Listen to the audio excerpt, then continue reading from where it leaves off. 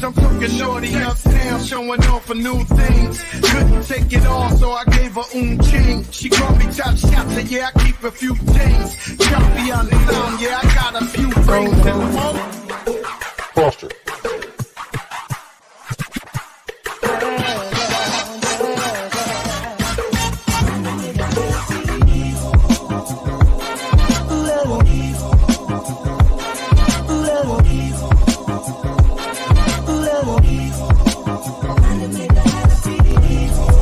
Let's go.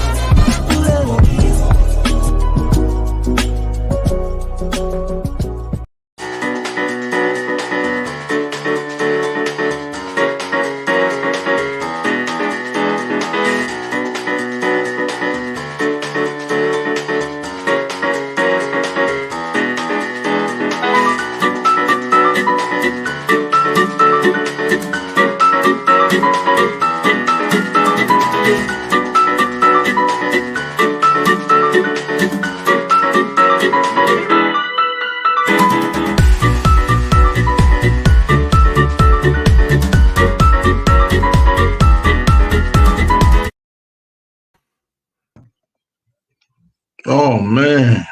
Uh-oh. Oh man. Uh-oh. Hey, how you feeling? How you What feeling? happened? How you doing? How you doing? It's Wednesday again. It's Wednesday again. Yes, it is, and we're here to talk about businesses. Absolutely. It's great. So everybody had a chance to hear a little bit of our guest right at the top of that. I hope everybody was enjoying that groove. I know I was, and it's just really nice to hear some really sweet music coming in, and I love that stuff. I'm a big fan of electronic stuff, and I've always been, and it's great to hear it. So we have with us DJ Brian Rebel Foster. Yeah. With us today. Yo, how you doing, sir? Good. How are y'all? It is fabulous to have you. We are really look forward to hearing about your career, the things you've done, and finding out how does a DJ make it in the world? How do you eat? Right? That's where everybody wants to know. Can you eat and be a DJ and enjoy it and not work your tail off and kill yourself doing it? So so welcome. Thanks for coming in. We appreciate it. And so start off with, so how'd you get into this thing? Just tell us from when you started out, and how'd you get into this? Yeah. Well, thank y'all for having me. I really appreciate it. Shout out to everybody that's listening. And I don't know. It started off young. Like, it started with me having a love for music. Like any other people, I grew up in a house of people that just love music. It was always music being played. Was exposed to, Mike and the Beatles and the Gap Band and Sonny and Cher and all types of stuff in the house when I was a young age. So when it was time for me to develop as a person who loved music, I grew up, with like some good house stuff, like good hip hop, good R&B. Like, I just remember listening to WDAS as a kid because I couldn't go to sleep, and I fell in love with music that way. Then around like 12, 13, I joined marching band, started playing tenor saxophone all the way up till 16, and that's when I got hip to a program called Team Mac that was being run by Corey Long. Back then was Corey Ock, who was still DJing at the time. He had a hip hop program catered to, creatives like myself, especially during a time where music programs were getting stripped from schools. And, in Chester, a lot of the focus was being put on academics and athletics. And it was like, where's the seat at the table for us? And I felt like Corey kind of built his own table for the youth. And That's great. So I remember my first DJ gig ever was at CN Skate Palace in Ashton, where I was volunteering for super skate jam Sundays that Corey threw. And that's when I got hungry, and that's when I had a taste for DJing. What's up, DJ Diz? What's going on, man? So Corey, Corey could tell that you were, you're really getting into it. He said it's time to step it up and let you get out and try it out. Yeah, he heard the ear. Like, that's what I appreciate him. But I was along the side of like DJ G Diddy, DJ Robbie Mack, Breon Ash, who went by DJ BA Sounds, and that was like one of my homies that I really enjoyed hearing play, because he loved music, and we definitely identified in that. And I want to shout out DJ Diz because I grew up watching him do DJ sets. So, before I even knew what it was, I just know he was in front of some weird equipment and with loud music being played, and I thought that was fascinating. I just remember hanging out next to him, asking him to play Uchiwali by right. He was like, "Yo, I can't play that," and I'm like, "Yo, play it." And I just really enjoyed like memories like those, especially in my development as a DJ and like where I am now. So, right, and so around 16, you started kind of just really stepping up. And how long did it take before you got your first real paid gig? That's a good question, man. I want to say when I was hanging out with G Diddy, because I spent the summer hanging out with G Diddy and going to parties with him and watching how he rocked. I don't remember necessarily if I was getting paid because I was kind of like still intern. You were interning. Yeah, I was interning. You know what I'm saying? I was just seeing how it worked. I think Corey did give me a paid opportunity to play somewhere. I can't remember specifically, but I remember him paying me like $150, and I thought that was like, everything at the time. I'm 100 there. Yeah. So that was a good feeling. That's great. That's great that he believed in you. I mean, and that's quite often. I suspect that's quite often in the artistic entertainment community. Having a mentor, somebody who believes in you and sees what you're trying to do, sees the energy that you're putting into it, sees that you're dedicating yourself to learning and perfecting your craft. Right. I think that's true of a lot of artistic pursuits of any kind. People want to know that you're putting in the time. They have that 10,000 hour thing where they don't consider you to be a real player until in the field that you're in, until you put in some significant number of hours. And 10,000 hours, it can take several years, many years, in fact, before you really can reach your groove on what you know how to do, the things you like, the things you find that are really attractive. So, and so it sounds like you're getting to that point now. I think I'm past there, man. I've been DJing for 11 years. Oh, all right, awesome, yeah. So we talking 10,000 hours. I think I've hit that mark. I'm in the run. Like, I want to be, when I look at older DJs who I'm really fascinated by. One of my favorite DJs, he goes by Dell, and he's 60 years old, and he can rock a crowd like he's like a 20-year-old, and I think that's the most amazing thing. And it makes me. Over the years, my purpose changed, right? Like I wanted to know, why am I DJing? What am I doing this for? There were times where I wasn't feeling it, man. Like, I was doing dive bars, when I was still in Chester. I was doing bars here and there and getting paid pretty badly, and I was very discouraged.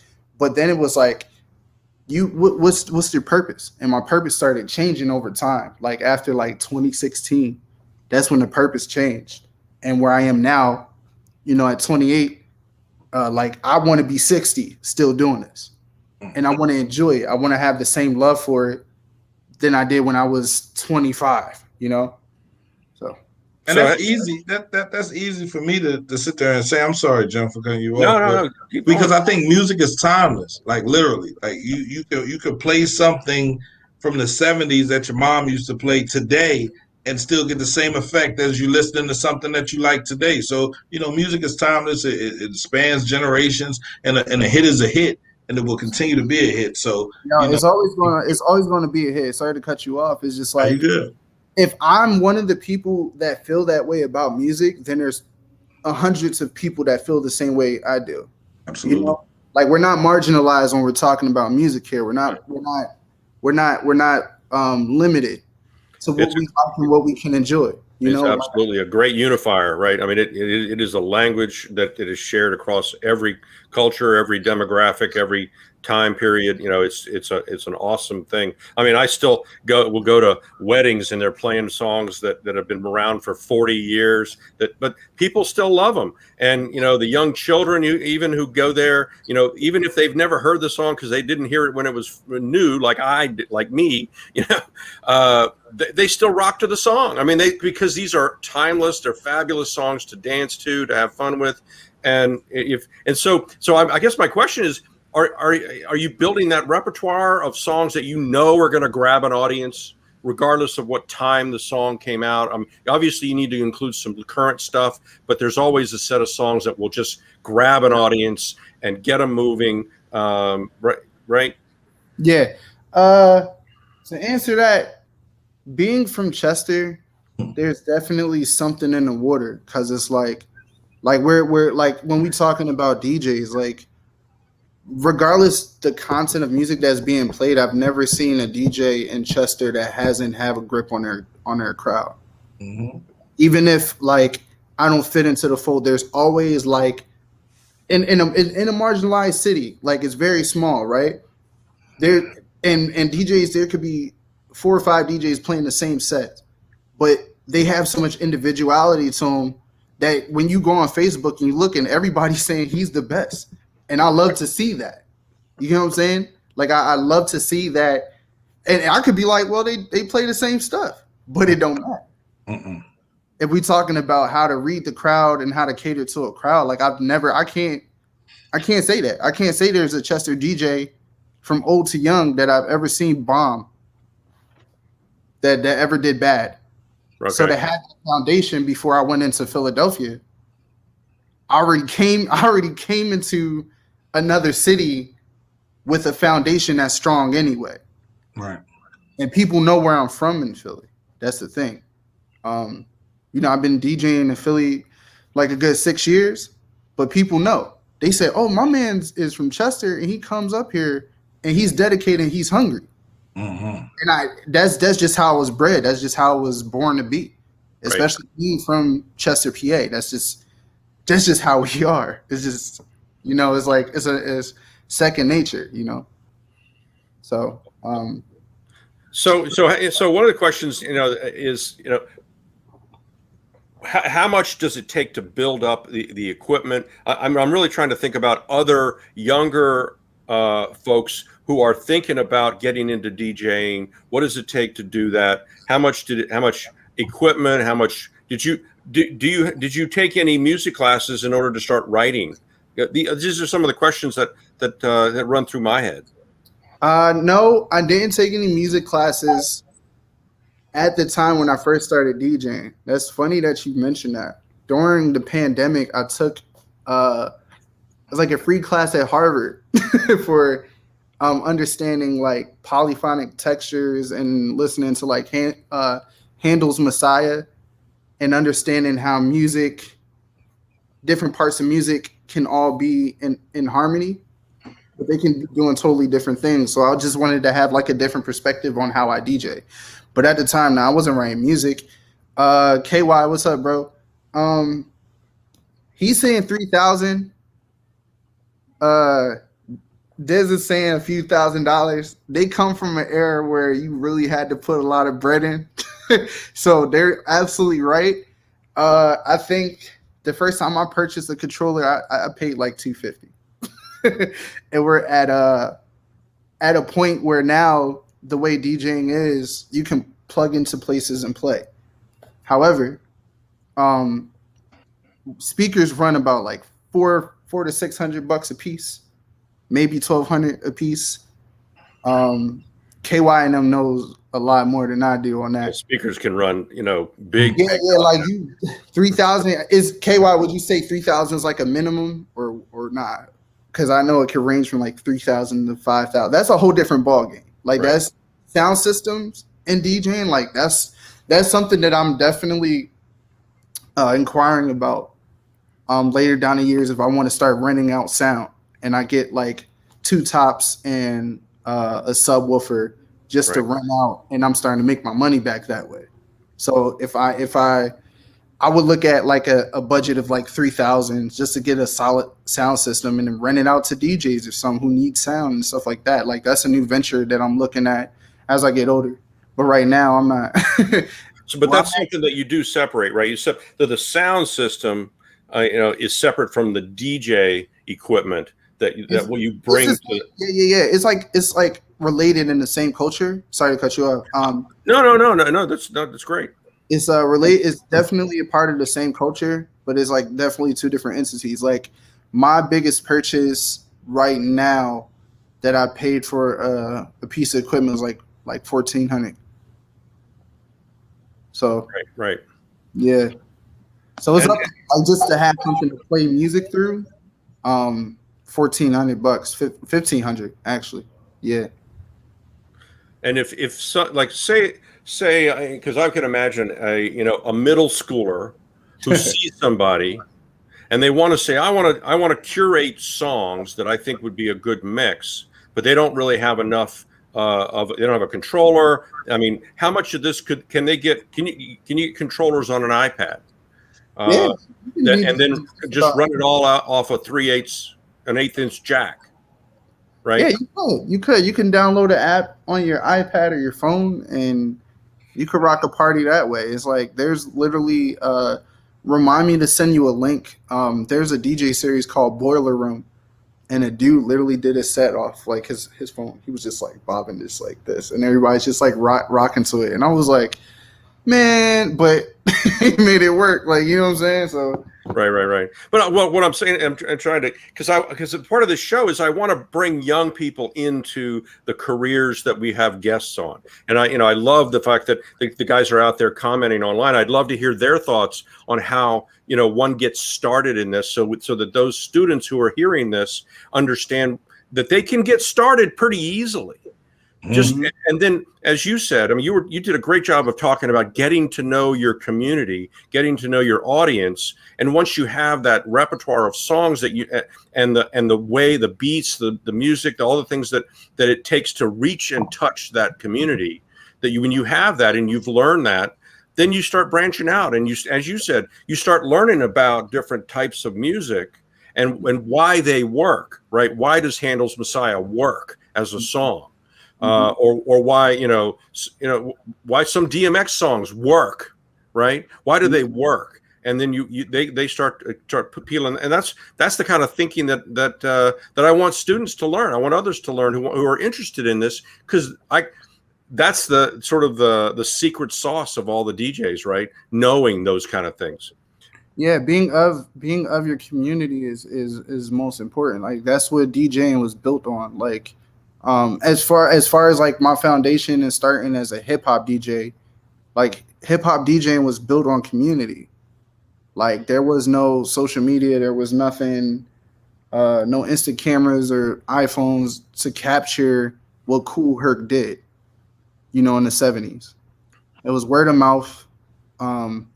He rocked the party, and he birthed a style of music off of community. That's really right. what and I find that so beautiful. So when I'm out here DJing, or as I got older in my career, I had to hold that dear and stay true to that.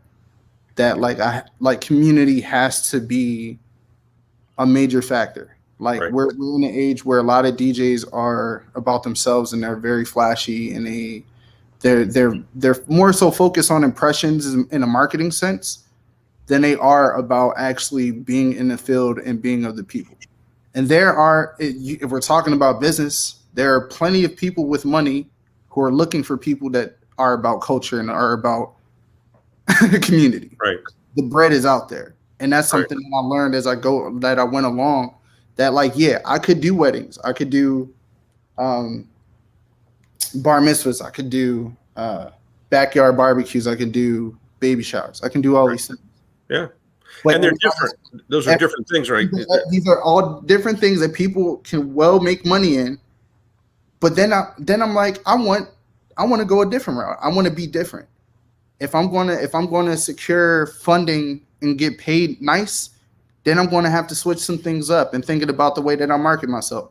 Think about what kind of communities I'm catering to. Thinking about the music that I play.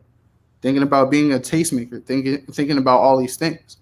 Absolutely. That is so awesome, and that gets to one of the points that we talk about on the show is your value proposition and how you differentiate yourself amongst the community of DJs. You know, it's not so much about competition, but just trying to find a niche, right? That you and you mentioned a few things there. Knowing your community, the ability to find the kind of music that works for you and the community that you're trying to serve. What are some of the other ways that you differentiate or feel like you can? I'm gonna take it a step and say I find community in competition. How do you think?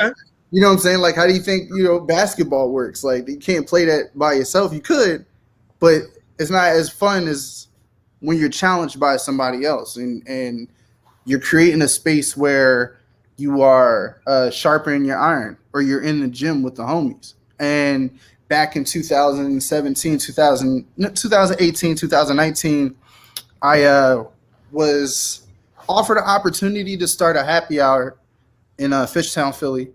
And I was doing happy hour over and over, and I wasn't happy because money wasn't great. You know what I'm saying? Like I'm not happy doing happy hour. I'm not happy at happy hour. Like I'm catching a train. I'm catching the 113 and the L to Girard, and I'm getting off. I'm doing this every week, and I'm being consistent, because consistency is one of the key things that you should have as a business person. You should stay true to your work and keep going. That being said, I stayed consistent. I wasn't happy. Then I came up with this idea that maybe I should invite some other homies to come out and play a set. Like, I started hitting some people up, like, yo, I'm about to start an open deck. And what an open deck is like, during happy hour, everybody grab a beer, everybody do a DJ set and hang out, swap music.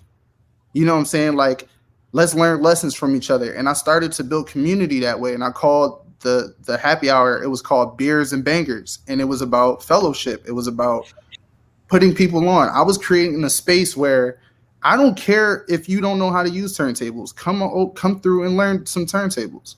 Don't be afraid, because it's a lot of DJs right now that I see that are coming up are complacent. They have their controller. It's very easy to use, right? And they're comfortable with that. You got it. If that's how you make your bread, I'm cool with that. But here's the thing. When it comes down, if you're chasing for bigger goals, if we're talking about doing concert venues and doing all these different things, you want to be in a position where I'm able to work on anything. Like, these are my tools. It's not the equipment in front of me. These are the tools right here. This is the tool. Like, put anything in front of me and I'm going to rock it. And that's just what it was. So I want to encourage people to step outside your comfort zone and start learning more. And that was kind of like the core of, like, Beers and Bangers. It was like, yo, come through, grab a beer, take a shot. Like, oh, you like the song that I played? What's your email? Let me give you this. And, like, we were building community through that. And I was like, that's when I felt good. It wasn't because I got an opportunity to make money. It was, I got an opportunity to turn it into something and curate and bring people together. So that did it for me. Well, that's awesome. I mean, that I think that's that's common amongst everyone who has that artistic line of work, where you feel your passion in through what you're doing, and you express yourself and your passions directly through whatever means that's in front of you, right? You're going to express yourself. In your case, you do it through the songs you play and the sequencing and other things that you do. Someone else might do it through the way they play a saxophone, or they play the drums, or something like that. But they're always going to find a way to express themselves through that. And I think this is a great way to get it, to get involved with your community. I think that's what you've expressed over and over again. Yeah, you got to get involved, like, especially being a black man, and I could be the dopest DJ all I want. There are still things that I have to deal with venue-wise. There's a lot of people that don't want me in their spaces. Is that right? Yeah, and it could be a preconceived notion that I might just play hip hop until they actually hear a set and they're just like, oh, I'm impressed. But it's like some venues don't want us in their spaces. If you're queer, if you're black, if you're a woman, like they have a set idea of what type of sound they want, and they'll pay a mediocre DJ who's not black or brown or queer, and they'll be happy with that because it fits their formula. So those are things that I was dealing with at the time, and that kind of like motivated me to like, you know what, I'm gonna just invite the homies. Like if I get a gig, because there was times where like my career was starting to build up and I couldn't make it on a Thursday. I went from being consistent to Thursdays to like, I can't make it tonight. So the homies that would come through, I was like, yo, take over for tonight. Take the pay. It's cool. Take the pay and, host Beers and Bangers, because that's what it's about. It's not about Rebel Foster. Beers and Bangers wouldn't have been it without the people that was involved anyway. Right. So cool.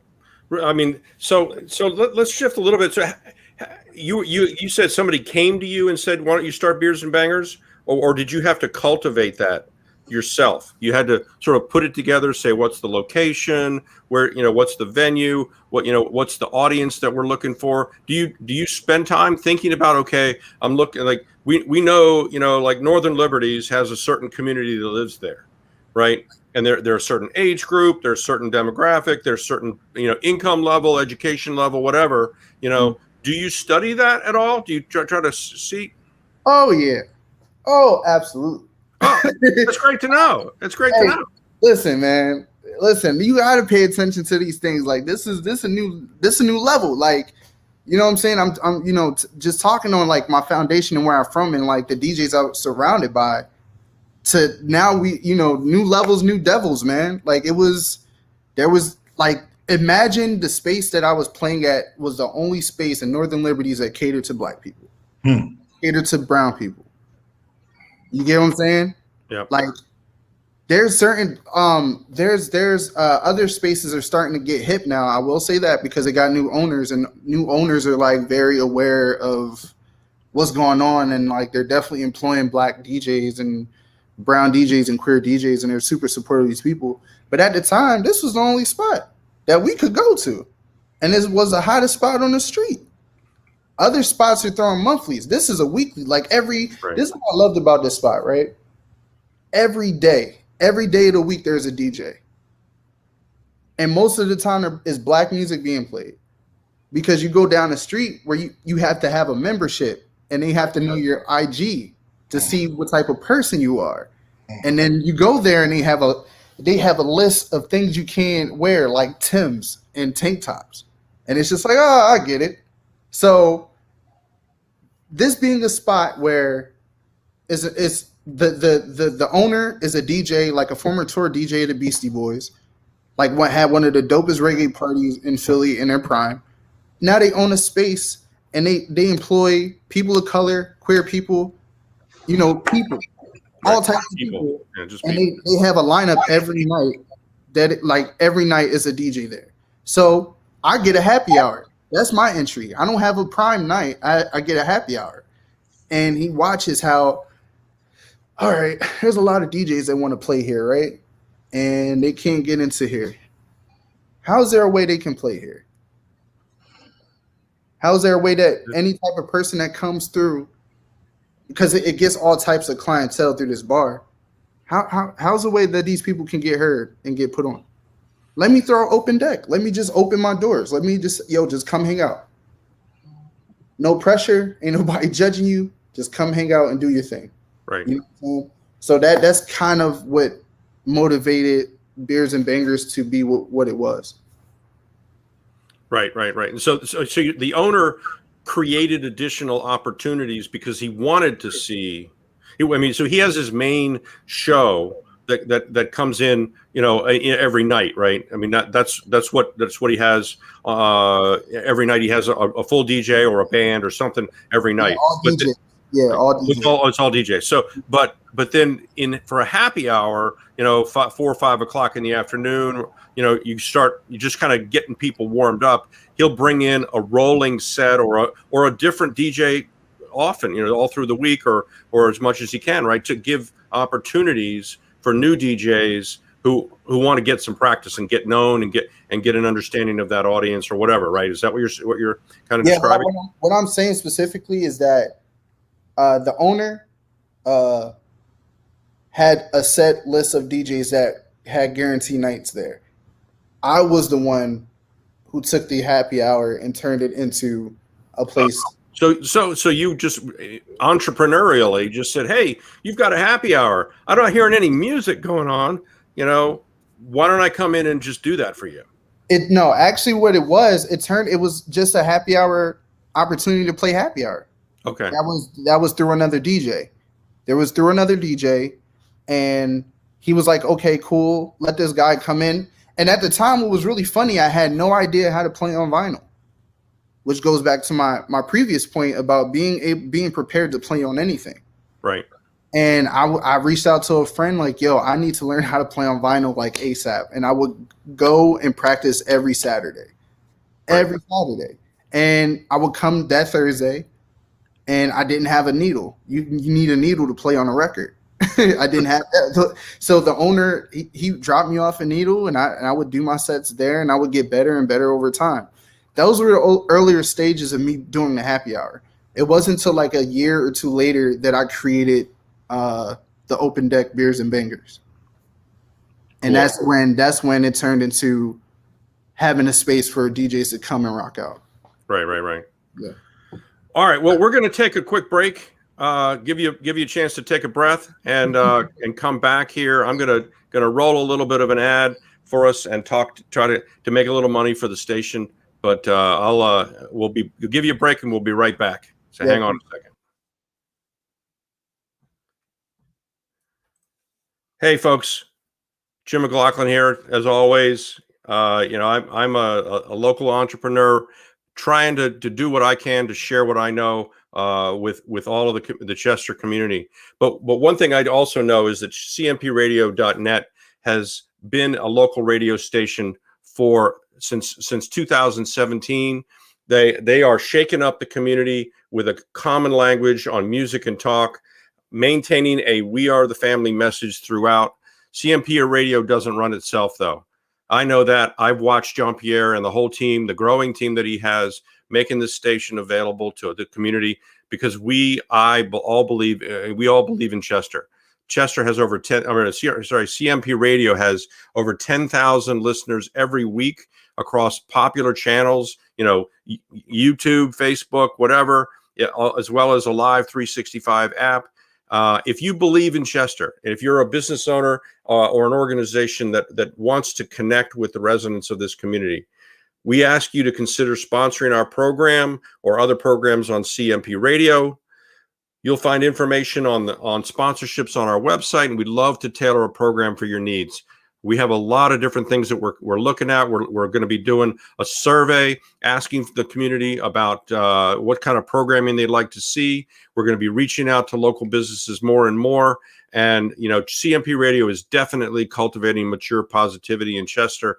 And we all invite you to be part of it. I look forward to working more and more with JP because, hey, you're doing amazing work to do this. There you are.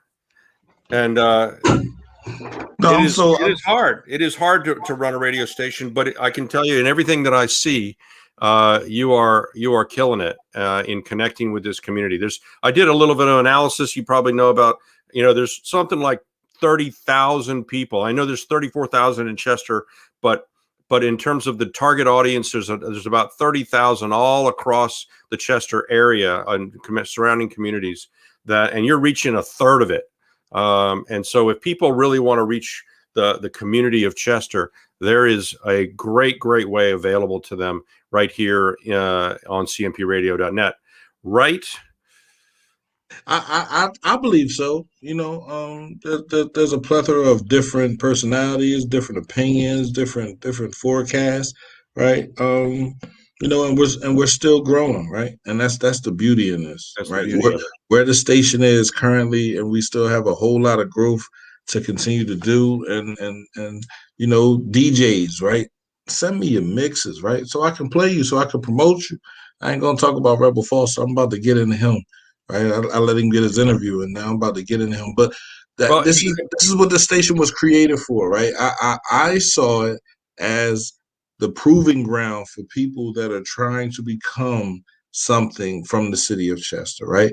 You try to be a DJ, you try to be a radio host, you trying to come to the radio station, do it, do your show, build up your, and then leave. You don't have to stay here. I'm not telling anybody you have to stay here. You have to continue to send me mixes, right? After you get your money or you get paid, you can roll out because there's a new crop of children behind you that want to learn how to do all this stuff. So, now they got me to the point where I got to get my own DJ equipment and then have some kids up here learning how to DJ.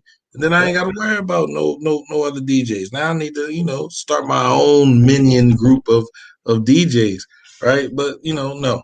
Shout out to all the DJs in the city, man. I love them, man. I respect them. DJ Diz, DJ KY, Rebel Foster, DJ Darrell, DJ Santana. I can't name them all. G Diddy, Robbie Mack. You feel me? Like it's a bunch of DJs in the city, and I'm just like, yo, use the radio station. DJ Doughboy, WZTO, Zero Time Off, right? We about to do something with them, right? So I just, the radio station is here for us, and if we don't use it, then it goes away, and then we'll be sitting here talking about, oh man, wouldn't it be cool if we had a place? Yeah, well, you have a place, so use it, man. Use it. And there's a whole bunch of internship opportunities with the station too. There, from engineering to show running to working, graphics and analytics, and there's just a wide range of things that it takes to run a radio station. And I look at it as a marvelous opportunity for students who have an interest in connecting with their community, in learning a real skill, to get involved. And I would say, if anybody out there, if you've got kids or kids who would enjoy participating in something like this, get them involved. I mean, there are programs that we're working on with the Chester Education Foundation. I know, maybe through the high school. I don't know. We're willing to work with anybody, right? To bring in folks who can benefit from what's going on here at the station. So, we'll get back. But it's a great opportunity to connect and to make a difference in Chester. So I'm pleased to support you in everything you're doing. I thank you. I thank you, man. Every week we come through here, we talk to different businesses. We're gonna continue to do this. And it's definitely a feeling of appreciation when you can sit here and talk about what you're doing for your community, right? It's definitely, that I don't know how to explain it, right? It definitely feels good, right, to know that the things that you're doing are benefiting the community, right, and letting people be seen that weren't necessarily seen before. Yeah. So, but I do. Yeah, go ahead. Do you think? No, I'm ready to bring old, Rebel Foster back. Let's get him in here. Rebel. Talk about it, and see what else. So you were gonna rake on him a little bit, I think. So Rebel, right? The beers and bangers, your mixes.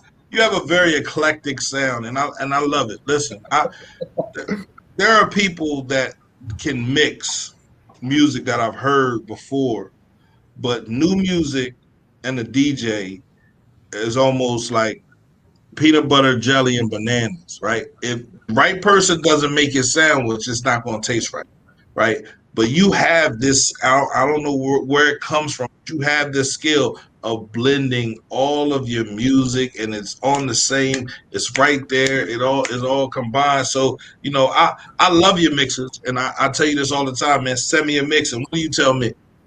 I tell you, I'm going to get up with you, man. No. Today you said you don't want my mixes, B. I did say that. I was taking some jabs. I took a jab back. I did. I want to know why you think I don't want your mix. I think what I said was just pulling your coattail, man. That's it. Okay, I know where your heart is.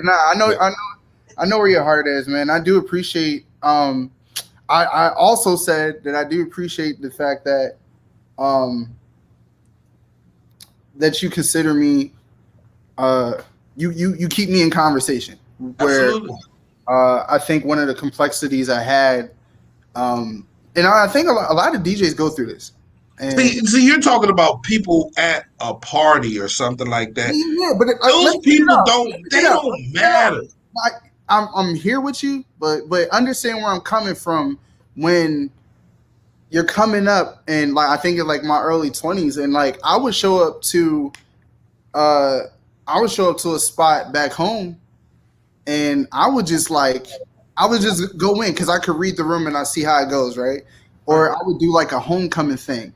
And it's clearly, if people don't document it, it's like one of those, if there's no pictures, it never happened. But you could clearly see who's on the turntables when these people are doing going crazy, crazy. And it's like, and I'm only speaking past tense. At the time, I felt like, why y'all not mentioning me in conversations? Those who know, those who did know would say, "Oh, Rebel's a beast." You know what I'm saying? And that's just as important. But at the time, I felt like, oh man, you wanted your flowers, bro. People wasn't feeling me. Like I felt bitter, and I feel more comfortable being open about that because I feel like people should be open about time. How do you feel? How you feel? So I felt super bitter, but that's not a part of my journey. You get what I'm saying? Like that's what I had to understand is that I'm gonna keep going. You know what I'm saying? Like imagine if somebody was trying to clown you for going to college in London. You get what I'm saying? Like, not if like it's one of those things. It's like, why are you not? Don't clown somebody for wanting more out of their creativity in their career. So where I'm at now, I feel homesick from time to time. You get what I'm saying? So in the sense that I do want to come back home and come to CMP. Yeah, send a couple to CMP. Send a couple mixes of CMP. Pull up. You know what I'm saying? Go see some. I definitely miss it. I definitely and I think what did it for me is when I went to New Orleans in February. So you were DJing in New Orleans? Say it again. You were DJing when you were out there?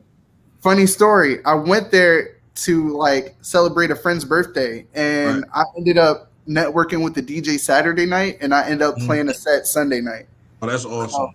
And just how they partied down there, I was like, yo, it's like it felt like I was back home.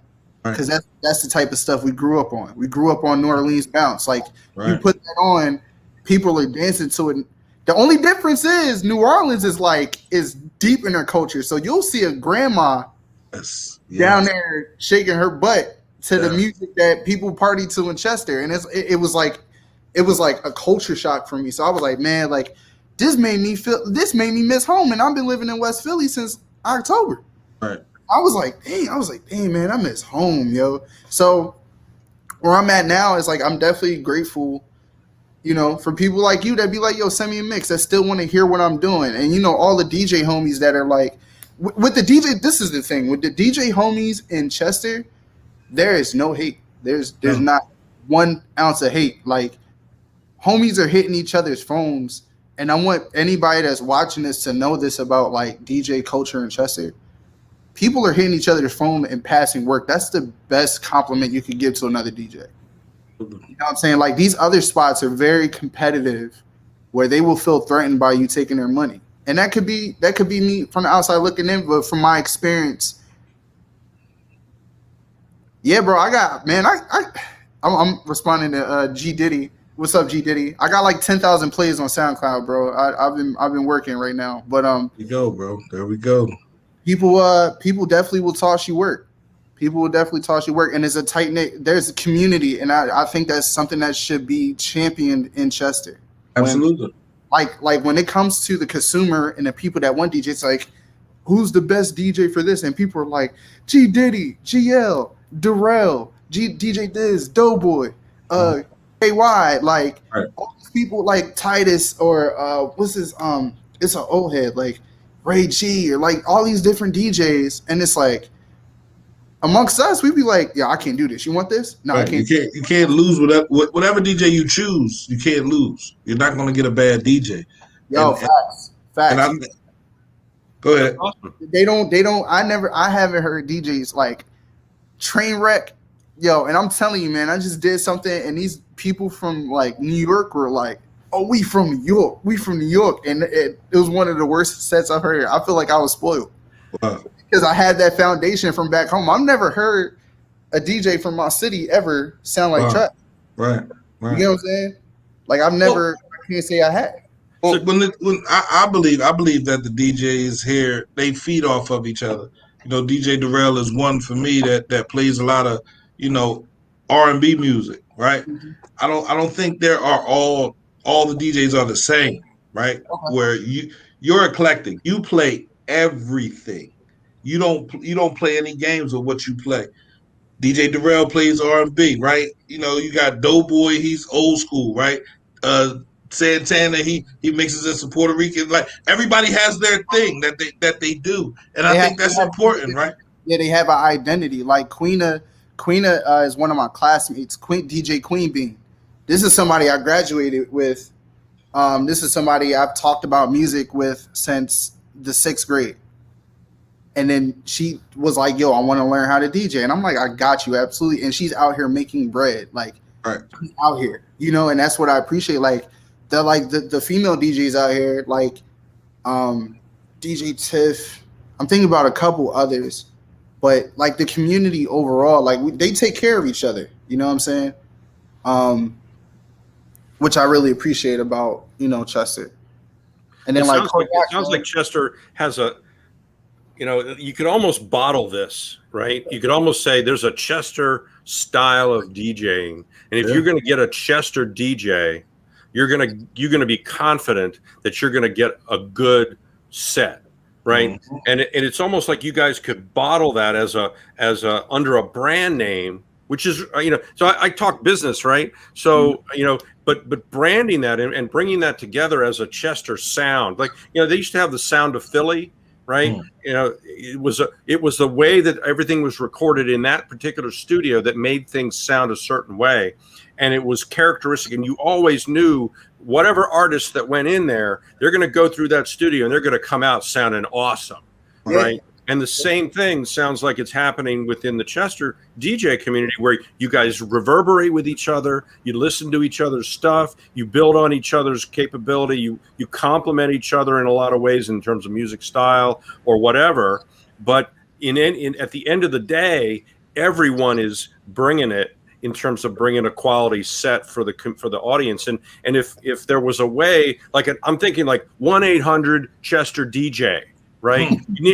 Right, you need to call if you need a Chester. Since you guys, it sounds like you work well together, right? You work well to make sure that everybody's got work between you. And if you can't take a gig, you give it to somebody else, whatever. But if you could call 1-800 Chester DJ and know that you're going to get a quality product, that's a great thing. That is a huge thing. Yeah, that'd be dope. And even like. Shout out to KY and Koryak, man. Like they were on the radio, they were on Power 99, and Chester, just the music alone, like Chester has a rich music history. That I think that the right people should start, documenting, like just the history of people that have traveled and did things like, right. DJ G Woo. I'm just. As the names come to me, I think about it. But like a lot of DJs in Chester have, or even the ones that are coming up, like myself, and Durrell, like and GL, like seeing GL on certain stages at concerts in Philly, like that's a good feeling where I'm just like, yo, like, oh, you did that? Oh yeah, cool. It increases the conversation. It does. Right? It increases the conversation. Like when we are in the same spots and we're doing the same thing. Yeah, like. G Diddy ain't lying, man. Like the New Orleans bounce thing, that was really a Chester thing, man. And it was just like going to the birthplace of it. I would hear set like it was like hearing Naj B, like hearing like a Naj B or G Diddy doing the same set. Like it was like I didn't feel out of place in New Orleans, Louisiana. And that shows you the range of taste and creativity that DJs in Chester had. Right. So I will always definitely champion them for sure. So you mentioned something a little bit ago, like a friend said, hey, send me your mix. So I'm gonna pull on that thread a little bit. Like, how do DJs sort of, are there other ways of making money or other ways of monetizing what you do besides just doing sets for, venues? What are, is there any of that going on, and is there an opportunity there to do more? Yeah. So with COVID shutting clubs down and limiting the type of events that people could do, Twitch became a platform for DJs to bring people to their Twitch page and monetize and get subscriber, become like a Twitch affiliate and make some money off of doing sets. And I've seen it. It's amazing. It's an amazing platform. I think that's not going to go away now. It's like this is going to be the new norm. Right. Now that places are opening, Twitch is, you can still get a check from Twitch and you can increase your cash flow. So I can do such and such on Friday. Monday I could do my Twitch night. And if I build up my subscribers and build up my following, I can make money that way as well. So I'm increasing my chances of making more money. And now that I'm getting into production, I've increased my cash flow through making music. Like I put my music on Bandcamp, and now I'm just sitting making, like I'm sitting and watching notifications that somebody just bought my song. So that felt good. So talk about that. How does, what's production looking like for you? Yeah. During COVID, man, I just had my lowest point, and I took a song that I really liked and I made it into a remix. And I think I left SoundCloud alone for a week. I came back and I had 1,500 plays. And that was about 10 months ago. Now I'm at 11,000. And awesome. Then I put out a mix and I got 3,000 streams on that. And I don't know, it felt good to know that people liked it. Because people from like France, people from Brazil, people like, it's just I'm creating new relationships. Like I went on Twitch and one of my favorite DJs from the Bay Area, Cutso, who's like an amazing producer, I get on and I'm tearing up because he's playing my song on his platform. Wow. And I'm like, dog, you don't understand how much this means to me. And I was having a conversation. It's just like how my music is starting to circulate. It's being put in record pools. And I had to put it on Bandcamp for people to reach it and start monetizing off of it. And I'm, just being patient with the production. Definitely being patient with the production and trying to put out quality work. I'm not trying to burn myself out about trying to make a hit over and over. You know what I'm saying? Like I have no interest in that. I do have interest in just pacing myself and making some quality stuff. So yeah. Cool. Awesome. P, what are we going to do to help more? I mean, so I'm hop on Twitch. I'm about to get on Twitch. Well, you gotta get on Twitch, man. Yeah, I'm getting on Twitch. I'm putting cmpradio.net on Twitch. We're going on Twitch. But go ahead, boss. What was you saying? Well, I'm just wondering if there's a way to let others get exposed to the experience that Rebel has in doing this. Because we're thinking about bringing students in over the summertime. And an ability to have even what I typically call a master class, somebody who actually knows their stuff on a particular topic, to be able to talk to students in a way. Here's how you do that. You want to start out getting into this thing, and I'm just wondering whether or not something like that would work for you, Brian, if that was of interest to spend an hour or something like that with students during the summer, giving them some exposure to bring up whatever equipment that you have.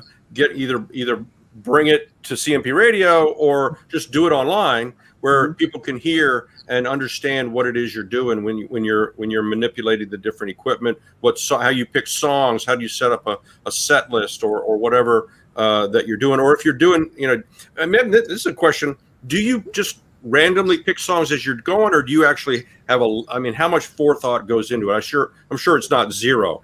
Yeah, we talking like that 10,000 hour method. Like I kind of work past that point where I'm setting up curated playlists, unless I'm doing something like super huge. Like I would I got a couple mixes out where one is playing in London, another is playing in LA right now, and and I'll send y'all the links for those. But you know, there's a curated playlist that I had to write the track list down for people to know what songs I'm playing. But aside from that, man, I'm definitely, it's just a feeling for me now. Wow. Is understanding and analyzing the room that I'm in. Right. Seeing the type of people that I'm playing towards, and that's how I go about it. And it's literally like, it's like chess to me. Like when I play now, it's not like, I'm not looking for the hottest song. I'm looking for like a really classic hit or something that's going to resonate, or something that's like nostalgic, because nostalgia is such a good feeling. It's one of the best feelings we could have. So I want to play with people's ears. There's cuts that I'll play that you knew was track number 15 on the album, but it wasn't on the top Billboard.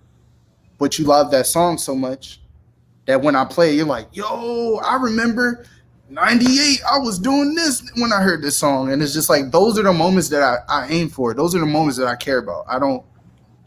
Listen, you never, like, a famous DJ said, you're never going to be remembered for playing all the newest stuff. Because you're not breaking records. Right. We're not in those positions as much anymore. So if you're chasing hits all the time, you want to play like whatever song goes viral, nobody's going to remember you from that, because those songs are going to go. Their songs are going to come and go. So it's really about the long game here. It's really about how do I play the long game, and how do I get remembered for moments like those, and that's how I figured out. That's the way I figured out. Well, it's that old saying that I don't remember you for what you did. I remember you for how I felt. And it's the same thing. You want to create a feeling in the room, a feeling amongst the listeners and the venue participants, in a way that they come away saying, I felt really great during that set. I don't remember every song you played, but I just felt great, because it was just an exciting, fun time to be there. It fit the room. It fit the mood of the room. He was able to move the mood a little bit up and down, and we didn't get so worn out, because you can wear people out, right? You rise and fall with it the right way. That's a skill. Yeah, I can see that 10,000 hour being absolutely critical in all of that. So even in the progression, like the 10,000 hours changed, man. Like it was work, focusing on my skills. You know what I'm saying? Like now it's about having taste and making people feel a way. Like I'm at that chapter in my life. Like it was, when I was rocking out with G Diddy, watching how he did parties and stuff. Like I know the formula. There was formulas to songs that definitely work for people, right? And I've never forgotten that. Even at 28, that's when I was 17, 18 years old. At 28 now, you never forget the formula. It's just that the formula changes. You have to have a adaptive formula. Like if I'm going into this room, like Sunday, I just did a set, and a lot of my crowd was Latino, right? I don't have a lot of Spanish music, but they were Latino from New York. So I'm playing Big Pun. I'm playing Celia Cruz. I'm playing things that they're like, oh, like he hitting us deep, and I don't know how to like individualize myself. I don't have to like have Daddy Yankee and all these different tracks, but I can have a couple tracks that are definitely going to hit them. Like it's going to catch them off guard. It's going to make them feel good. And that's the type of DJ I aim to be. I want everybody to feel good in the room. Right. And I'm not afraid of taking risk, Like my biggest highlight was playing in a gay club. Like that was one of the best sets I've ever played in my life, because I played New Orleans music. I played Beyonce. I'm playing R&B joints. Like I'm ending the night off playing DeBarge in a gay club, and they loved it. And it was like it was a life-changing moment for me as a DJ. I was like, you know what? I'm in this for the long game. Like I really am. So awesome. That's fabulous. I'm really grateful that we had a chance to talk. It's absolutely great to hear what you're doing. Thank you so much. I appreciate it. We're I'd love to be able to talk more. I'd love to see how your career progresses. I'd love to have you back in another 2 or 3 years when you've continued to evolve and your production continues to grow. I'm overseas, man. Hopefully I am overseas and I am doing shows. Like I'm manifesting that right now, because a show that I did really quick, I did for Jasmine Sullivan in Indianapolis last year. and that was like a huge moment for me, and that made me want to get on flights now. So I want to get on flights, and I want to talk to y'all when I'm just getting back from Japan, Wherever you go, wherever. Wherever you at. Thank you, man, for sure. But I got you on the mixes, P. All right, I appreciate that. I'm gonna hold you to that. I'll hold you to that. All right. All right, bro. Be safe, bro. Thank you, Rebel. Yeah, you have a good night. Oh, yo, also real quick plug in. Yeah. Wild Philly Twitch, Wild Philly TV. I'm going to post it on my Facebook, but I'm playing with Janet Jackson's DJ Active tonight. So it's called Protect Your Neck. It's going to be like boom bap and like really good joints. So yes, stay tuned. Awesome. All right, thank you. All right, see you later. So real quick, that's next up is Birds Muscle Movers. This guy does. I don't know if you haven't seen his Facebook videos. You definitely want to check that out because he is got some energy. He's a trash hauler basically, but that is not all he does. He does a ton of stuff, and I look forward to hearing his energy and seeing him next week on the show. Birds Muscle Movers. But thank you, P. No, you thanking me for? I'm scrunching your face. What you thanking me for? Because you said trash. You said trash. I'm trying to stay. I'm trying to stay away from the trash talks, man. The trash talks. They give me too much trouble. I'm good. Yeah. Well, Rebel's awesome. Gosh, that was absolutely. And look forward to hearing more. And we're out. But thank you very much, everybody. Appreciate all the comments online, all the guys and folks listening in. Great questions and great comments. So keep it up. Peace.